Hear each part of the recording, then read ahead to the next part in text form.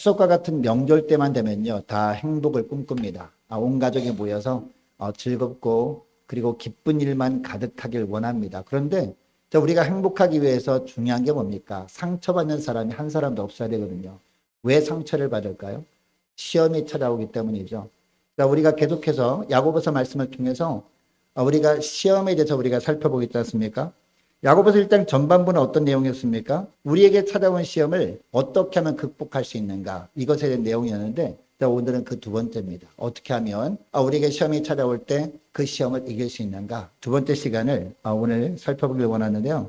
여러분, 우리가 하나님은 사랑의 하나님이다라는 것을 우리가 너무도 잘 압니다. 근데 하나님은 사랑의 하나님이다라는 것은 무슨 의미일까요? 단순히 그냥 무조건 사랑만 하시는 분이다라는 뜻이 아니죠. 하나님께서 간혹 우리에게 고난을 주실 때가 있긴 하지만 우리가 감당치 못할 고난은 결코 허락하는 분이 아니다라는 의미죠. 그리고 우리가 감당치 못할 때 피할 길을 항상 예비해 놓으신 하나님이다. 피할 길을 예비해 놓으신다는 것은 무슨 얘기입니까? 피할 수 있는 방법도 하나님께서 마련해 놓으심으로 말미암아 어떤 시험도 어떤 고난도 능히 감당케 하시는 분이다. 이게 바로 하나님의 사랑의 하나님이다라는 의미입니다. 그러면 시험이 찾아올 때 믿음으로 그 시험을 우리가 이기려면 가장 중요한 것이 있습니다. 우리가 믿는 하나님, 우리에게 여러 가지 역경을 주신 하나님이 어떤 분인지를 분명히 아는 거죠. 그 하나님에 대한 바른 지식이 있을 때 우리는 어떠한 시험도 넉넉하게 믿음으로 이겨낼 수 있을 줄로 믿습니다. 그러면 하나님은 어떤 분이라고 오늘 본문은 이야기하고 있습니까? 오늘 본문에 보니까요, 첫째로 하나님은요, 선하신 분이시다라고 합니다. 우리가 생각하는 그런 선이 아닙니다. 하나님 보시기에 선은 완벽한 선입니다. 하나님은 이처럼 선하신 하나님이다라고 하고 있어요. 자, 17절 상반절 말씀 보시기 바랍니다. 온갖 좋은 은사와 온전한 선물이 다 위로부터 빛들의 아버지께로부터 내려오나니라고 하고 있습니다. 여러분, 이 구절에 나오는 빛들의 아버지라는 어떤 의미일까요? 빛들을 만드신 아버지 하나님이다라는 의미죠. 빛들을 창조하신 하나님 아버지다라는 뜻입니다. 자, 그리고 이 구절에서 말씀하시는 빛은요, 빛들이라고 복수형으로 되어 있습니다. 이것을 보면 아마 해와 달과 별 같은 광명체를 의미하는 것으로 우리가 알게 됩니다. 여러분, 창세기 1장에 보면 하나님께서 말씀으로 천지를 창조하시죠. 근데 넷째 날 창조하신 것이 뭡니까? 바로 이 광명체를 창조하십니다. 해와 달과 별들을 하나님이 말씀으로 지으신다는 것이죠. 여러분처럼 해와 달과 별들을 창조한 하나님께서 하나님의 자녀된 우리에게 무엇을 주신다라고 하고 있습니까? 오늘 본문에 보니까 온갖 좋은 은사와 그리고 온전한 선물을 주신다라고 하고 있습니다. 그런데 여러분, 이 구절에 나오는 은사는요, 원어로 보면 고린도전서 12장에 나오는 은사와는 좀 다른 단어입니다. 고린도전서 12장에는 은사가 원어로 보니까 카리스마라는 단어예요. 그러니까 하나님께서 우리 모든 사람들이 하나님의 일을 하는데 필요한 은사를 있지 않습니까? 우리가 생각하는 그런 은사를 말하는 겁니다. 근데 오늘 본문에 나오는 은사는요, 원어로 보니까 도시스라는 단어예요. 이 도시스라는 단어는 그냥 단순한 선물을 의미하는 거예요. 우리가 살아갈 때 필요한 여러 가지 선물들 있지 않습니까? 그런 선물들을 하나님께서 어떤 선물들을 주신다? 온갖 선물들을 다 주신다라는 겁니다. 그러니까 하나님께서 맡기는 사역을 감당할 때 필요한 영적인 능력으로 주시는 것은 바로 고린도전서 12장에 나오는 은사, 그리고 우리가 늘상 필요할 때 우리가 살아가면서 필요한 그런 선물들은 뭐다? 오늘 본문에 나오는 은사, 도시스라는 겁니다. 자, 그러니까 오늘 우리가 읽은 야고보서 1장 17절에 나오는 은사하고 선물은요, 비슷한 뜻이구나라는 것을 알게 됩니다. 이 선물하고 은사는 다른 말이 아니라 다 같은 의미다라는 것을 우리가 알게 됩니다. 자, 그런데 하나님이 우리에게 어떤 것을 주신다라고 하거든요. 온갖 좋은 은사, 즉 좋은 것만 주신다. 좋은 선물들은 온갖 것을 다 주신다라는 겁니다. 여러분, 하나님께서 주신 것이라면 그래서 버릴 것이 없다라는 말씀을 하는 겁니다. 여러분, 하나님이 우리에게 주신 것이라면 다 좋은 것을 주신 줄 믿으시기 바랍니다. 여러분, 마태복음 7장 1절 말씀에도 보니까 예수님께서 친히 우리에게 말씀하시죠. 아무리 악한 사람이라도 자식에게 좋은 것을 줄 알거든. 하물며 하늘 아버지이랴 라고 하면서 하나님 아버지께서 우리에게 무엇을 주신다? 좋은 것을 주지 않겠느냐, 이런 말씀을 하십니다. 당연히 가장 좋은 것을 주시는 분이 바로 우리 하나님이라는 겁니다. 또 하나님은 우리에게 온전한 선물을 주신다라고 하고 있죠. 그냥 대충 좋은 것을 주시는 것이 아니라 그 좋은 것 중에서 온전한 좋은 것들만 풍성하게 주시는 하나님이다라고 말씀하고 있습니다.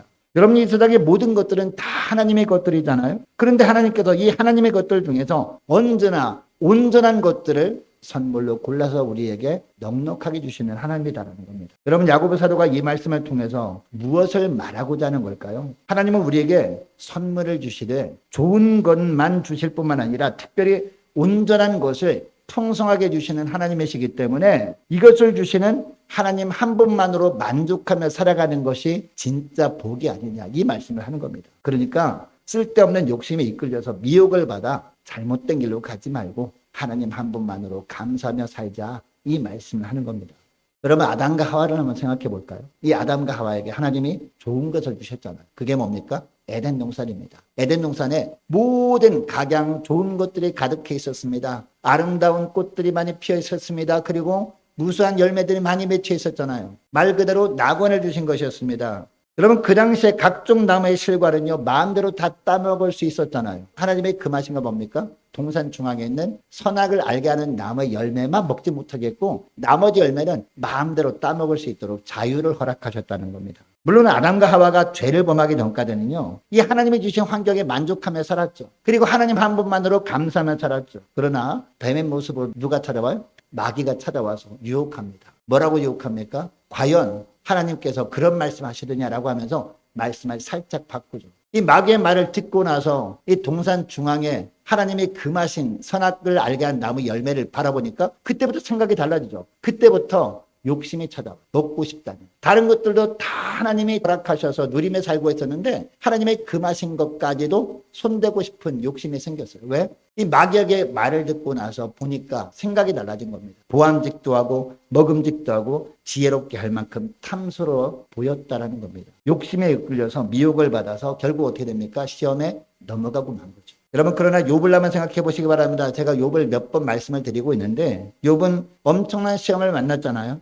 재물을 하룻밤에 다 잃어버리고 말았습니다. 그리고 하룻밤에 아들, 딸, 10남매도 사고로 다 죽고 말았습니다. 그럼에도 불구하고 욥이 시험에 넘어가지 않죠. 입술로 범죄하지 않았습니다. 불평하거나 원망하지 않았다는 겁니다. 그러면 어떻게 욥이 이처럼 시험에 넘어가지 않을 수 있었을까요?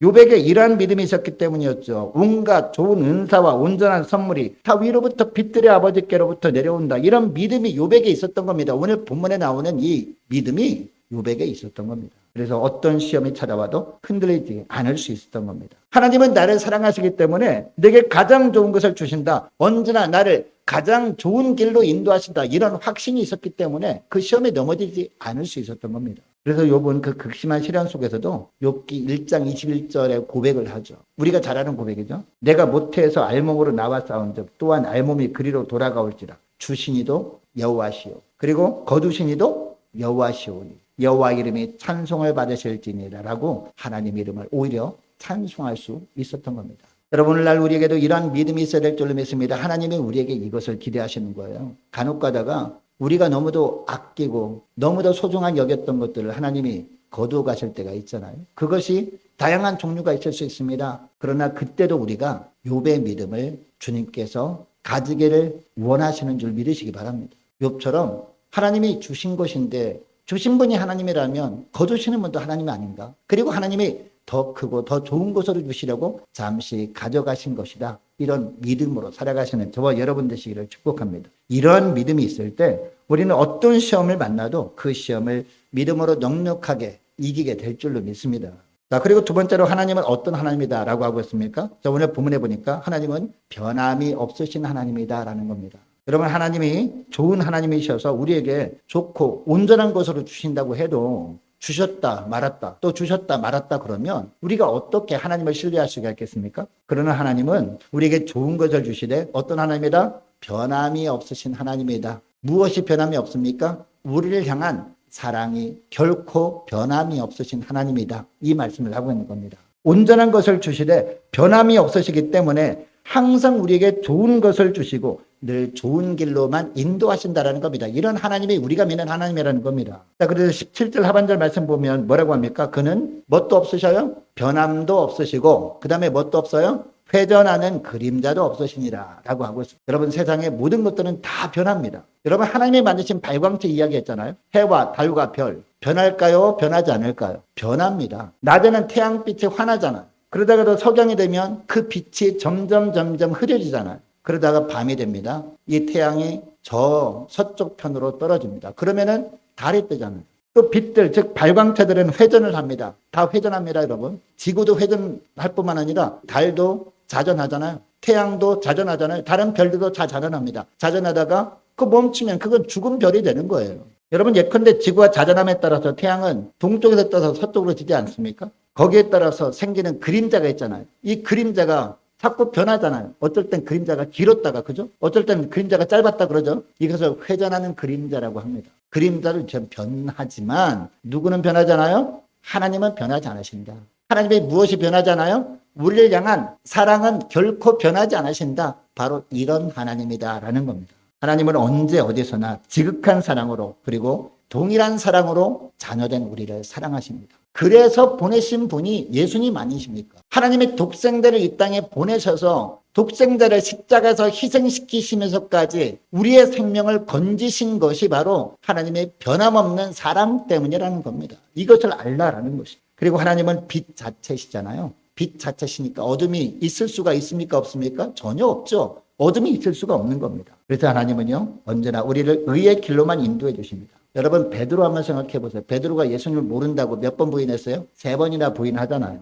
물론 그는 닭이 운 다음에 밖에 나가서 서글퍼서 펑펑 웁니다. 회개하면서 자책합니다. 스스로. 괴로운 마음을 이겨낼 길이 없었던 것이죠. 여러분, 예수님 십자가에 달리신 다음에 요한복음 21장에 보면 베드로가 어디로 갑니까? 이제 예수님 곁을 떠나서 갈릴리로 갑니다. 나는 고기를 잡으러 가노라라고 하면서 왜 갔을까요? 이 죄책감 때문에 간 것 아닐까? 우리 예수님께서 십자가에 달리시기 전에 이 제자들에게 이야기했잖아요. 우리 주님께서 이제 팔리셔가지고 십자가에 달려 죽을 것이라는 예언을 하시죠.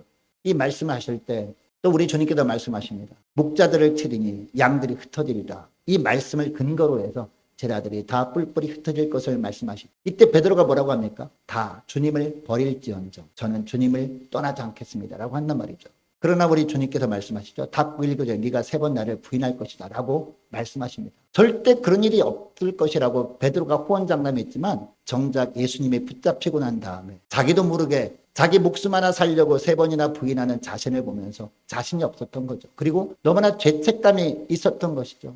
내가 이런 자인데 어떻게 주님의 제자라고 할 수 있을까라고 하면서 이제 십자가에 달리신 주님을 외면하고 주님 곁을 떠난 거죠. 그러나 여러분, 예수님께서 베드로를 찾아가시잖아요.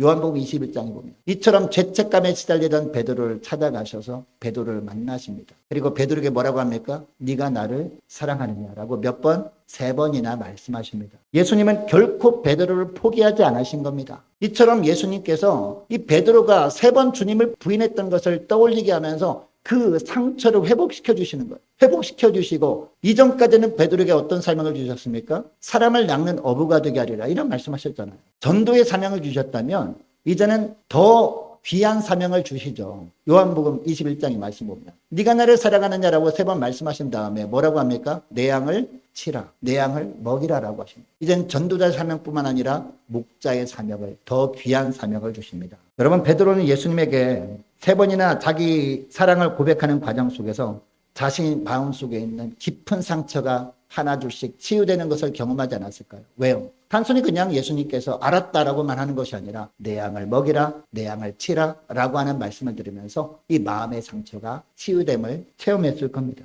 여러분, 이것이 바로 예수님의 사랑입니다. 우리 예수님께서 예수님의 사랑이 변하는 사랑이라면, 이 땅에 있는 사람들처럼 변하는 사랑이라면 베드로를 찾아오실 수가 없었겠죠. 그러나 예수님의 사랑은 변하지 않는 사랑이랍니다. 그래서 베드로를 찾아오시고 베드로를 변화시켜 주시고 베드로에게 다시 사명을 맡겨주시는 모습을 보여주고 있는 겁니다. 여러분처럼 우리를 향한 하나님의 사랑은요, 결코 변함이 없는 줄 믿으시기 바랍니다. 언제 어떠한 상황에서도 변함없이 끝까지 우리를 사랑해 주시는 하나님의 심을 믿으시기 바랍니다. 그런데 악한 마귀는요, 우리 마음에 자꾸 의심을 불러일으켜요. 하나님은 결코 너 같은 죄인을 사랑할 수가 없어. 너는 하나님 앞에 쓸모없는 죄인이야. 어떻게 하나님이 너 같은 죄 많은 사람을 사랑하실 수가 있겠어? 라고 하면서 자꾸 의심을 불러일으키지만 하나님은 그런 분이 아니라는 겁니다. 여러분, 하나님의 사랑은 변함이 없는 줄 믿으시기 바랍니다. 이 말씀을 하고 있는 겁니다. 여러분, 우리를 향하신 하나님의 사랑은 이처럼 변함이 없으십니다. 언제 어디서나 하나님은요, 우리를 지극히 사랑하시고 변함없이 우리를 의의 길로, 가장 좋은 길로만 인도하시는 사랑의 하나님의 신을 믿으시기 바랍니다. 자, 그리고 오늘 본문에 보니까 또 세 번째 하나님은 어떤 하나님이라고 하고 있습니까? 세 번째 하나님은요, 우리를 창조하셨을 뿐만 아니라 거듭나게 하시는 하나님이다라는 겁니다. 여러분, 거듭난다는 것은 무슨 얘기예요? 다시 재창조하신다는 뜻이거든요. 여러분, 에베소서 2장 말씀에 보면 우리는 죄와 허물로 죽었던 자들이잖아요. 죽은 사람을 하나님이 어떻게 해야 거듭나게 하십니까? 새롭게 창조해야 거듭나게 하시는 거 아닙니까? 그러니까 거듭나게 하는 것은요, 하나님께서 놀라운 십자가 보혈의 역사로 말미암아 우리를 새롭게 창조시키는 겁니다. 새롭게 태어나게 하시는 겁니다. 이게 바로 거듭나게 하신다라는 뜻입니다. 여러분, 하나님은 우리의 아버지가 되십니다. 우리는 하나님의 사랑받는 자녀들입니다. 그리고 우리가 어떤 시험을 만나도 그 속에는요, 하나님 아버지의 선하신 뜻이 반드시 있음을 믿으시기 바랍니다. 하나님 보시기에 하찮은 것은 가져가시고, 그리고 하나님 보시기에 더 소중한 것들이 있기 때문에 그 소중한 것들을 주시는 하나님이신 줄 믿으시기 바랍니다. 여러분, 그러므로 하나님이 주신 시험이라면 그 시험은 복된 것이다, 복되지 않은 것이다, 복된 것이다 라는 겁니다. 여러분, 우리에게 시험 너머의 생명의 면류가 아니라 축복을 준비하시고 우리를 훈련시키시는 하나님의 힘을 믿으시기 바랍니다. 그러니까 하나님께서 주시는 시험이라면 우리가 기쁨으로 믿음으로 승리하게 되면 그 이후에 뭐가 기다리고 있습니까? 생명의 면류관이 기다리고 있음을 믿으시기 바랍니다. 이것이 바로 18절 말씀이에요. 자, 18절 말씀, 자, 우리 함께 읽도록 하겠습니다. 18절 말씀. 자, 시작. 그가 그 피조물 중에 우리로 한 첫 열매가 되게 하시려고 자기의 뜻을 따라 진리의 말씀으로 우리를 낳으셨느니라. 아멘. 우리를 낳으셨느니라. 누가요? 하나님께서. 우리를 낳으셨다는 것은 어떤 뜻입니까? 거듭나게 하셨다라는 겁니다. 여러분이 한 구절에서 야고보 사도는요, 하나님이 우리를 거듭나게 하셨다는 사실과 관련해서 중요한 세 가지를 말씀하고 있는데요. 첫째로 하나님은 특별히 우리를 선택하셔서 거듭나게 하셨다라는 겁니다. 18절 상반절 말씀 보시기 바랍니다. 그가 그 피조물 중에라고 하고 있잖아요. 그 피조물 중에라는 것은 어떤 의미냐? 우리는 원래 하나님의 소유였다는 뜻입니다. 그런데 그 가운데 하나님께서 특별히 우리를 선택하셔서 우리로 특별한 첫 열매가 되게 하려고 거듭나게 하셨다라고 하고 있는 것이죠. 여러분, 구약시대 이스라엘 백성들은요, 가을에 수확을 하잖아요. 가을에 수확을 한 다음에 첫 열매는 누구한테 드렸습니까? 하나님께 드립니다. 왜 드립니까? 하나님의 소유였기 때문에. 첫 열매는 가장 귀한 것입니다. 그래서 이 첫 열매를 하나님께 드리면서 우리에게 있는 모든 것은 다 주님의 소유입니다 라고 고백을 했다는 것이죠. 여러분, 구약 성경에 보면 모든 것이 초태생도 하나님의 것이라고 하십니다. 하나님은 우리를 거듭나게 하시고 특별히 첫 열매가 되게 하셨다는 것은 우리가 하나님 앞에 어떤 존재다? 너무도 귀중한 존재라는 겁니다. 너무도 귀한 걸작품이라는 겁니다. 우리를 무엇보다 가장 소중한 존재로 여기신다라는 겁니다. 오늘은. 여러분, 이것을 이사야 49장 15절에는 이렇게 말씀합니다. 여인이 어찌 그 젖먹는 자식을 잊겠으며. 여러분, 여기 젖먹는 자식은요, 첫 아들을 의미하거든요. 이 젖먹는 자식을 잊겠으며 자기 태선한 아들을 긍휼히 여기지 않겠느냐. 그들은 혹시 잊을지라도 나는 너를 잊지 않을 것이다. 이 말씀을 합니다. 여러분, 하나님은 결코 우리를 잊지 않으신다는 겁니다. 왜요? 첫 열매이기 때문에. 가장 귀한 존재이기 때문에. 그래서 하나님께서 우리를 거듭나게 하셨다라는 겁니다. 그리고 이사야 49장 16절 말씀에 보면요, 하나님은 우리의 이름을 하나님의 손바닥에 새기셨다라고 하거든요. 어디에 새기셨다? 손바닥에. 누구 이름을? 우리의 이름? 내 이름을 손바닥에 새기셨다라는 겁니다. 손바닥에 왜 새기셨을까요? 보고 또 보고 하려고. 얼마나 귀한 존재였습니까? 이 말씀을 하는 겁니다. 그만큼 우리를 사랑하시면서 늘 우리를 지키시고 우리를 눈동자처럼 보살펴 주시겠다는 그런 의지의 표현이 손바닥에 우리의 이름을 새기셨다, 내 이름을 새기셨다라는 뜻입니다. 하나님의 소유된 백성이 되었기 때문이죠. 자, 그리고 둘째로 하나님의 뜻에 따라 거듭나게 하셨다라고 하거든요. 여러분, 하나님께서 우리를 거듭나게 하신 것은 우리에게 어떤 특별히 잘난 부분이 있기 때문에 거듭나게 한 것이 아닙니다. 그리고 우리가 의롭기 때문에 거듭나게 하신 것도 아닙니다. 본문 18절 말씀 보시기 바랍니다. 18절 하반절 말씀 다시 보니까 자기의 무엇에 따라? 뜻에 따라. 여러분, 자기의 뜻에 따라, 누구의 뜻에 따라? 하나님의 뜻에 따라라는 겁니다. 하나님의 뜻에 따라 거듭나게 하셨다라는 겁니다. 그러니까 우리가 거듭난 것은 전적으로 하나님의 주권적인 은혜에 의해서 되어진 것이구나. 이것을 믿으시기 바랍니다.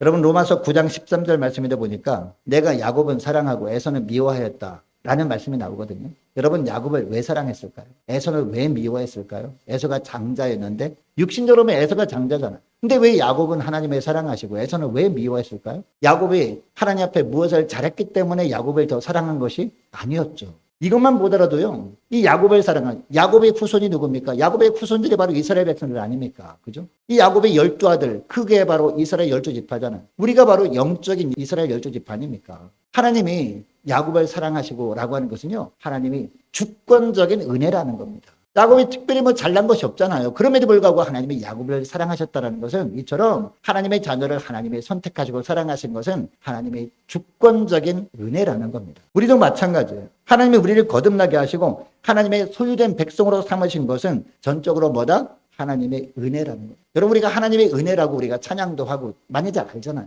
그 하나님의 은혜 안에는 뭐가 들어있는 거예요? 하나님의 주권이 들어있는 거예요. 누구 마음이에요? 하나님 마음이라는 겁니다. 하나님께서 우리를 선택하시고 하나님의 주권적으로 우리를 사랑해 주셨기 때문에 우리가 거듭나게 된 줄 믿으시기 바랍니다. 여러분, 그래서 사도 바울도 에베소서 1장 4절 5절 말씀에 보면 이런 말씀을 하잖아요. 이미 창세전에 하나님은 예정 가운데 우리를 택하시고 하나님의 아들 삼아 주셨다라고 하는 겁니다. 그래서 하나님은 우리를 사랑하시는 것이라고 합니다. 여러분, 이 때문에 우리는 찬송가 310장 말씀을 부르면서 이런 가사가 있잖아요. 아, 하나님의 은혜로 이 쓸데없는 자 왜 구속하여 주는지 난 알 수 없도다. 할렐루야. 우리는 쓸데없는 자예요. 다른 사람과 비교해 봐서 뭔가 특별히 잘난 부분이 하나도 없어. 그리고 하나님께 내가 뭐 잘해드린 것도 하나도 없어. 그럼에도 불구하고 나를 구속하여 주시고 나를 사랑해 주시고 이 은혜에 우리가 감사하면서 이 찬양을 불러야 되는 줄 믿습니다. 나 같은 죄인 하나님께서 구속하셔서 하나님의 자녀로 삼아주신 건 그것이 전적인 하나님의 은혜임을 믿으시기 바랍니다. 전적으로 하나님의 주권에 속한 것인 줄 믿으시기 바랍니다. 자, 셋째로 하나님은 우리를 어떻게 거듭나게 하시느냐. 하나님은 우리를 새롭게 창조하시는 방법이 있는데요. 무엇을 통해서? 말씀을 통해서 우리를 거듭나게 하셨다라고 하고 있죠. 18절 하반절 말씀 보시기 바랍니다. 18절 하반절 말씀 보세요. 자기의 뜻에 따라 그 다음에 뭐라고 하겠습니까? 진리의 말씀으로 우리를 낳으셨도다. 할렐루야. 진리의 말씀으로 우리를 낳으셨도다 라고 하고 있습니다. 진리의 말씀으로 하나님께서 우리를 낳으셨다. 즉 거듭나게 하셨다라는 겁니다. 여러분, 베드로전서 1장 23절 말씀을 보니까 너희가 거듭난 것은 썩어질 씨로 된 것이 아니요 썩지 아니할 씨로 된 것이니 살아있고 항상 있는 하나님의 말씀으로 되었느니라. 아멘. 하나님의 말씀이 살아있고 변함이 없는 말씀이라. 영원한 말씀입니다. 이 땅에 다 사라질 때까지도 여전히 존속하는 하나님의 말씀으로 우리가 거듭나게 되었다는 겁니다. 또 우리가 잘 아는 로마서 10장 17절 말씀도 보니까 그러므로 믿음은 들음에서 나며 들음은 그리스도의 무엇으로? 말씀으로 말미암았느니라 라는 말씀이 나오죠. 무슨 이야기냐? 말씀을 들을 때 우리 마음속에 믿음이 생긴다는 거죠. 거듭남의 역사가 비로소 믿음 다음에 일어나는 역사다. 이 말씀을 하는 겁니다. 여러분, 하나님은 선하신 하나님이시기 때문에 우리에게 언제나 좋은 것을 주시는 하나님이신 줄 믿으시기 바랍니다. 또한 언제나 우리를 가장 좋은 길로만 인도하시는 하나님이심을 믿으시기 바랍니다. 이 믿음이 저와 여러분에게 있을 때 우리는 하나님이 우리에게 어떤 시험을 허락하신다 그럴지라도 결코 동요하지 않을 수 있는 것. 하나님은 이런 하나님이니까 나를 나쁜 것을 주시지 않아. 이상한 길로 인도하지 않아. 이런 확신이 있어야 우리가 동요하지 않고 믿음으로 살아갈 수 있는 것이라니까요. 여러분, 하나님은 우리를 너무도 사랑하셔서 하나밖에 없는 독생자까지도 우리에게 내어주셨습니다. 이런 하나님이시기 때문에 언제나 우리를 하나님 보시기에 좋은 길로만 인도해 주시기를 원하시는 하나님이시라는 겁니다. 우리에게 지혜가 부족해서 그것을 깨닫지 못할 뿐입니다. 잠시만 인내하고 우리가 믿음으로 살다 보면 하나님의 선하신 뜻을 우리가 밝히 깨달을 날이 오게 될 줄로 믿습니다. 여러분, 하나님은 또한 변함없는 하나님이다라고 하십니다. 또한 하나님은 우리를 거듭나게 하시는 분이고 결국 하나님 보시기에 합당한 모습으로 변화시켜서 이전보다 갑절의 은혜를 우리에게 허락해 주시는 좋으신 하나님이다라고 말씀하고 있습니다. 여러분, 이 믿음 가지고 어떤 어려운 일을 만난다 할지라도 그 하나님의 사랑을 의지해서 믿음으로 시험을 이겨내고 하나님을 기쁘시게 함으로 말미암아 하나님께 영광 돌리는 저와 여러분 되시기를 주의 이름으로 축복합니다. 자, 기도하겠습니다. 하나님 아버지, 오늘도 야고보서 말씀을 통해서 저희들이 믿음으로 인한 환난과 시험이 찾아올 때 믿음으로 이길 수 있는 비결을 말씀해 주심을 감사드립니다. 무엇보다 우리가 믿는 하나님은 우리에게 좋은 것만을 주시는 선하신 하나님이시고 한번 선택하시고 구원하신 자들은 어떤 경우에도 포기하지 않고 변함없이 사랑하시고 지속적으로 바른 길로만 인도하시는 하나님이심을 기억하고 끝까지 주님 주신 사명 잘 감당하는 복된 저희를 다 될 수 있도록 은총 내려 주옵소서. 또 하나님께서 하나님의 뜻에 따라 우리를 주권적으로 선택하시고 또한 말씀으로 거듭나게 하시려고 우리를 창조하신 하나님이심을 기억하고 그 하나님의 사랑을 의지함으로 시험을 이기고 그 하나님만을 기쁘시게 함으로 하나님의 약속하신 생명의 면류관을 풍성히 받아 누리는 복된 저를 나아질 수 있도록 은총 내려 주옵소서. 감사드리오며 우리 주 예수 그리스도의 이름으로 기도드리옵나이다. 아멘.